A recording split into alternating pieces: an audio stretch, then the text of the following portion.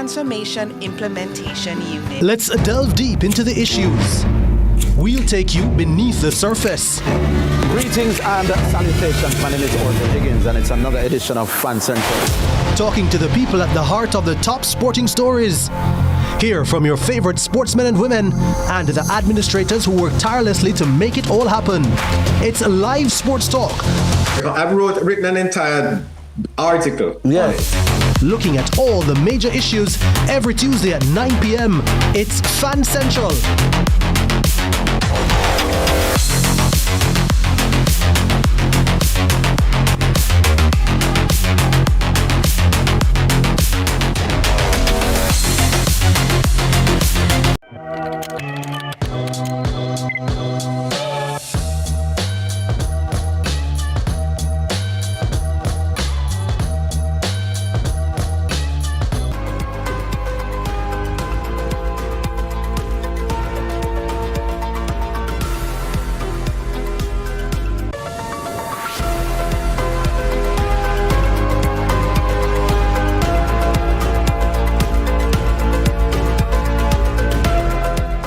Thanks for joining us for CVM News at noon. It's Thursday, April 9, 2026.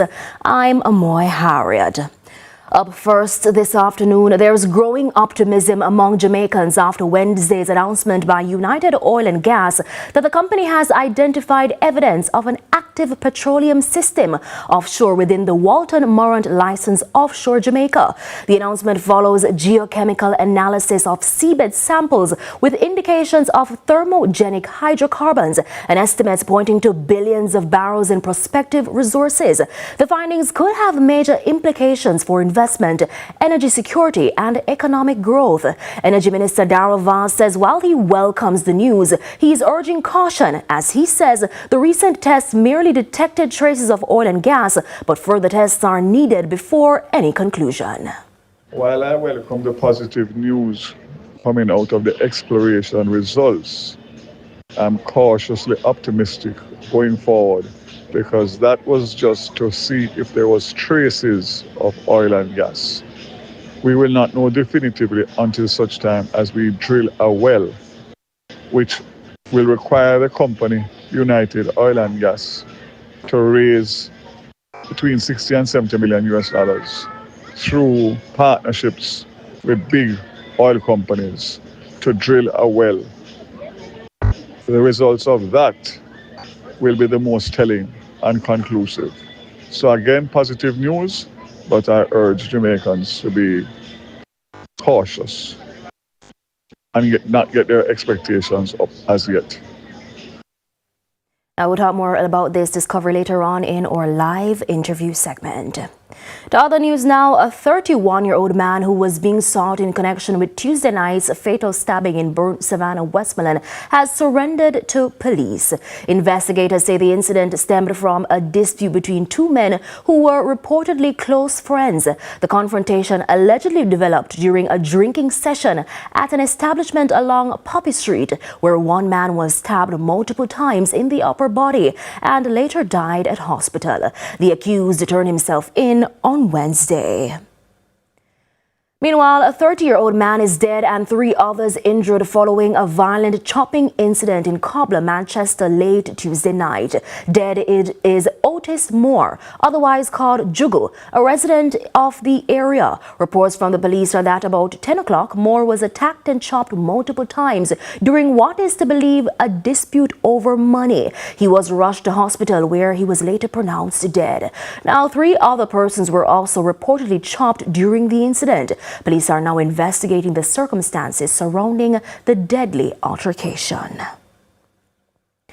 Amid growing concerns about inappropriate activities in schools being used as shelters, education stakeholders are stressing the need to protect students at all costs. Vice President of the Jamaica Association of Principals of Secondary Schools, Aniona Jones, says any form of inappropriate behavior around children must not be tolerated, while also calling for strict monitoring in these spaces. It is incredibly disappointing that any adult who is in the presence of a child would expose a child to anything that is untoward, generally. especially in this situation where schools are being utilized as shelters. It is incredibly important that shelter managers and shelteries understand the need to still have school be as sterile a learning space as is possible. It is something that is just completely unacceptable if any kind of untoward activity, whether smoking marijuana or anything else, is happening in the presence of children. Meanwhile, as Jamaica grapples with rising cases of domestic violence, advocates are raising concern about how deeply rooted attitudes may be fueling the crisis. Executive Director of E4Life, Joy Crawford, says the issue goes beyond culture and points to how society defines love and control. I do believe that it is something that has been woven into the way that we think, the way that we have a certain level of acceptance of violence even before we get into the relationship. So we have this mindset that we don't know how to root harmony, collaboration, and love in relationships. Now, concerns about bullying in schools continue to grow, with new data highlighting the extent of the issue across the island. A 2025 survey by the Ministry of National Security found that 45.2% of students in all male schools reported experiencing bullying. Co-educational institutions were not far behind, with 40.2%, while 27.8% of students in all female schools reported similar experiences. Now, beyond the emotional and psychological impact, many may not realize that bullying can also carry legal consequences.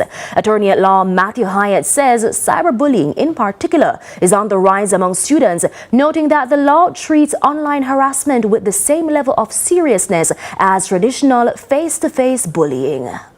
Online harassment is even more difficult to deal with the advent of social media. Every person is on Instagram and Twitter and so on.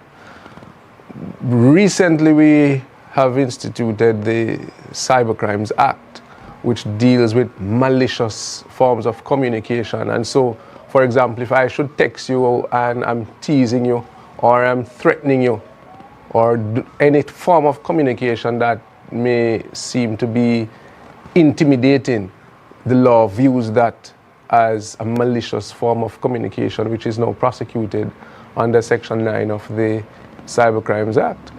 But before, we didn't have that at all. And so we would have even persons, even from the school days, sending revenge porn pictures. And that is a form that is also prosecuted under the Cybercrimes Act now. Now we'll hear more about bullying and the law in Query This with Akeem Orit later this evening during CVM News at 7.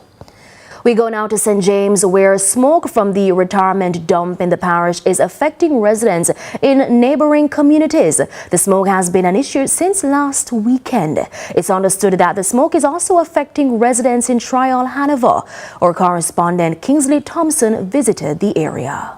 Now, smoke from the retirement dump has formed a blanket of discomfort over communities like Tucker, Granville, Pitford, and other surrounding communities here in Montego Bay.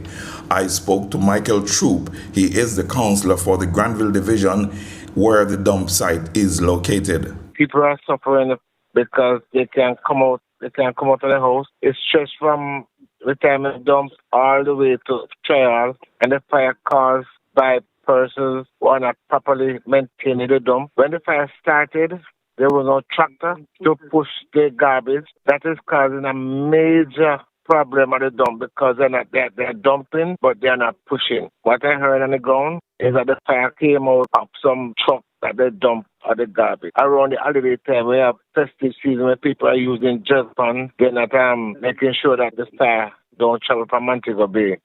Anyway, they have a festive event. They don't make sure that they burn out the fire before they transport it to the dump. Mr. Troop, who was on his way to the monthly municipal meeting here in Montego Bay, told me that today his main focus will be the fire at the dump. My focus today is the retirement dump and to make sure that the people who I represent know that I'm there representing them. And we'll talk the fact, that here said, fact, actual. From Montego Bay, I'm Kingsley Thompson for CVM News. Thanks, Kingsley. Health officials are this afternoon renewing calls for Jamaicans to donate blood as supplies across the island continue to run low. Blood donor organizer from the Western Regional Health Authority, Odion Black, says there is an urgent need for O positive and O negative blood types.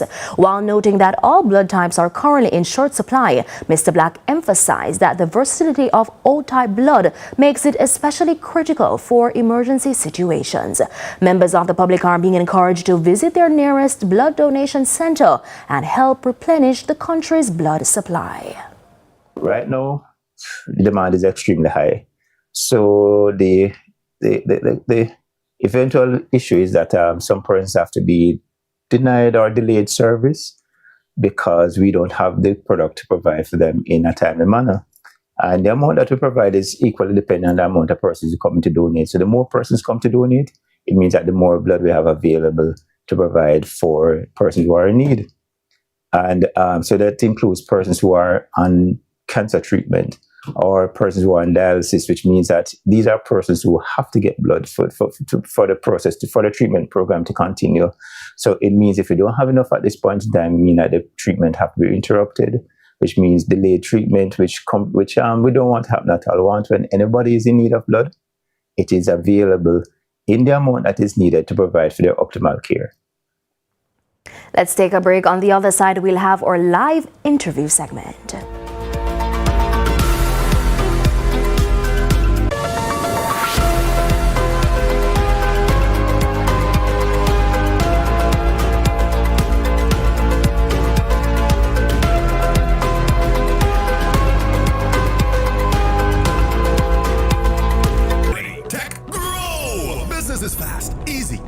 And costs less. Oh, entrepreneurs, let's go digital! The government of Jamaica and the European Union present Digital Jamaica Training Series. Learn how technology grows your business. Choose the right digital tools. Manage your staff, customers, and money digitally. Data security and privacy. Artificial intelligence. We'll be in every parish. Apply online. www.jbdc.net. Log on fast. Digital Jamaica. Powering connectivity for MSMEs.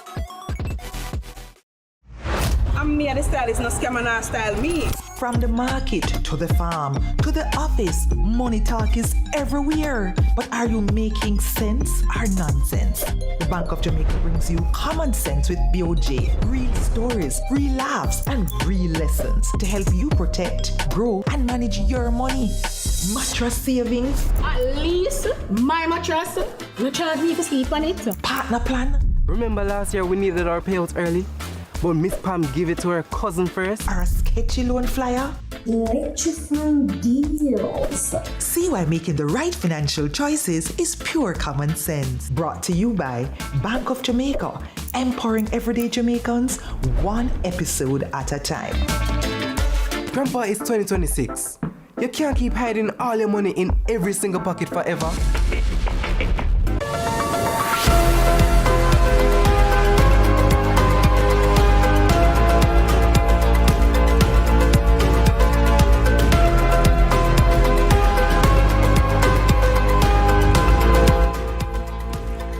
Welcome back to CVM News at noon. With indications from United Oil and Gas PLC pointing to billions of barrels in prospective resources, the findings could have significant implications for Jamaica's economy. However, with the drilling still required to confirm the presence of commercially viable oil and gas, questions remain about the timeline, risks, and potential benefits. For more context and analysis, we're joined now in studio by economist Keenan Faulkner. Good afternoon, Keenan. Hi, good afternoon, Amoy. Thanks for having me. Thanks for being here. How significant is the discovery that was made so far? Well, it's very significant. I mean, of course, right now, everything is still very preliminary.